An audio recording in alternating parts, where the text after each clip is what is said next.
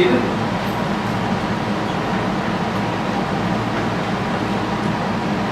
Mary and Joseph had it easy. Does that sound stupid? Mary and Joseph had it easy. Yeah, that sounds stupid to me too. But I want you to think about this for a minute. Angels came and told them what to do. An angel came to Mary. That's not part of our reading from Matthew, but we know it from Luke. An angel came to Mary and said, "You're going to have a child." Mary said, "That's not possible." Well, she didn't say that. She simply said, "How?" Because, the things that need to happen aren't happening. And the angel said, "With God, nothing is impossible, and you're going to have a child. He will be the Son of God, and he will be, especially conceived inside you in a different way." Joseph, when he found out about that, said, "Okay, something's going on here. I'm not a part of what's going on here, and this is not right." But he didn't want to expose Mary to public disgrace. He was going to just, out. Maybe if I move. Oh, okay. Oh, maybe that's it. We'll see. If I stand still, we'll see if it stays going. But then an angel came to Joseph.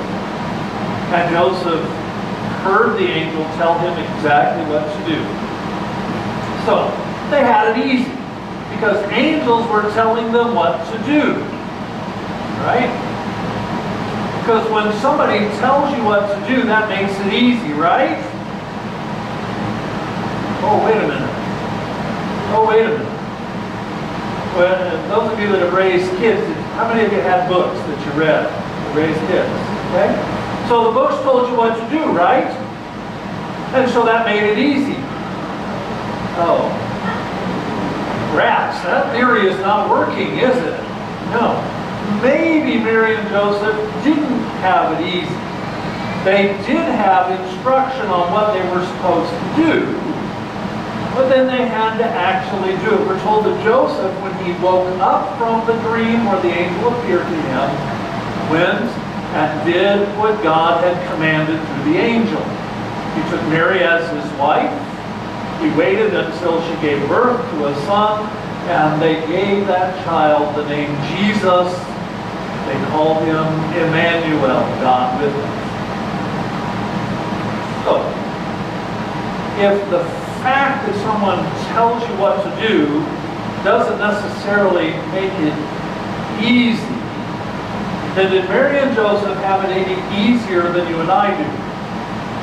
Well, you say, of course they did, because after all, no, it's not. I don't know if it's true. I'm going to stand here and see what happens. Because they had an angel to tell them what to do. Okay? And I don't have an angel to tell me what to do. So that makes it easier. For me, it's less scary. But for them, it's easier because an angel told them what to do. I want you to think about that for just a minute. Were Mary and Joseph any more sure about what they were supposed to do than you and I are? What do we have? All we have is the Holy Bible. All we have is the story of how God again and again and again has worked in the lives of His people.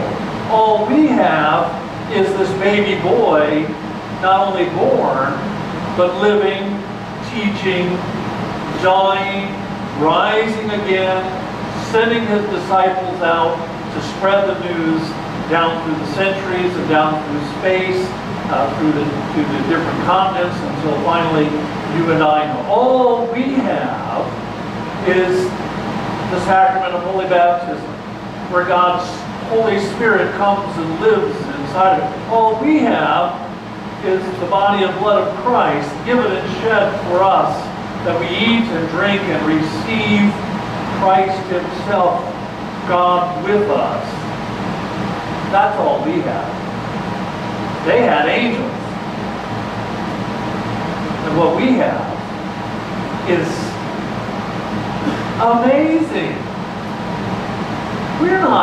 less certain what we're supposed to be doing than Joseph and Mary were. In fact, you and I are a lot like my dad. My dad, sometimes people would give my dad advice about what he was standing still. Something's going on. What he was supposed to be doing. People would tell my dad, you should do this, you should do that. And his answer to them was, you're giving me instructions on how I ought to live. I'm already not living half as good as I already know how to live. And isn't that the case with all of us? We know what we're supposed to be doing, just not doing it. Just not doing it. The amazing thing for us, of course, is that doesn't stop God from loving us. Though you and I know what we're supposed to be doing, have absolute certainty in what God has called us to do, we keep on picking other routes, doing other things, deciding we know better what should be done. What has God called us to? We're actually going to be talking about that through the whole month of January, so I'm not going to preach January sermons now. But God has called us to some things we can say that are pretty basic. Jesus made it really clear when he said, love the Lord your God with all your heart, with all your soul, with all your strength, with all your mind, and love your neighbor as yourself. Right? We can just start with that. We've got the Ten Commandments, right? And those of us that were raised in the Lutheran Church have gone through those Ten Commandments and know what they mean, what we're called to do there. So there's no shortage of information on what we should be doing. There's just a shortage of performance.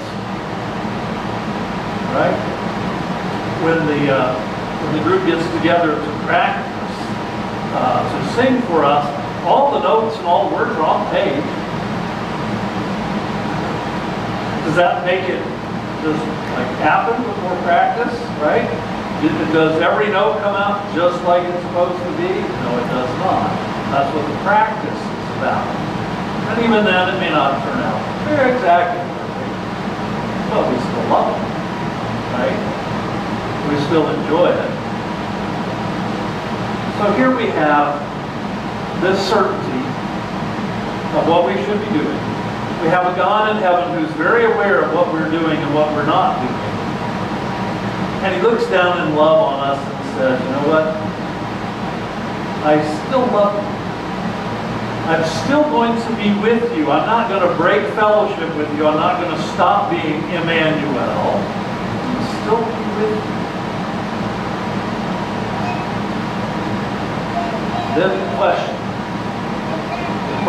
that applies now at Christmas, the question that applies all through our lives is, what will that truth create inside of us? I am loved and forgiven. Therefore, what? Therefore, I'm just going to keep on doing other things than what I'm supposed to be doing? Or, therefore, I am going to love back. Therefore, I am going to seek to really understand the calling that God has placed on my life and keep Him first and keep my neighbor close to God and ahead of myself. Which is it to be? Which do you think would prepare us better to celebrate Christmas? To say, yes, I've had a good Advent and I'm really ready now, 4 weeks, 4 Sundays of Advent, I'm really ready now to worship the baby Jesus in the manger, to worship the one He will grow up into, the one who will go to the cross and die and then rise. See, always when we come to church, we have lots of questions answered, and this one left unanswered. What will happen this week? What will change in me and in my behavior and in my response to God? That's always the question. Joseph and Mary heard what they were supposed to do, and they didn't. filled with God's Holy Spirit, the love of God, they did it. And as they did, Emmanuel, God with us, came at Christmas and comes to us still today. In His name. Amen. Peace of God that passes all understanding will keep our hearts and minds through faith in Christ Jesus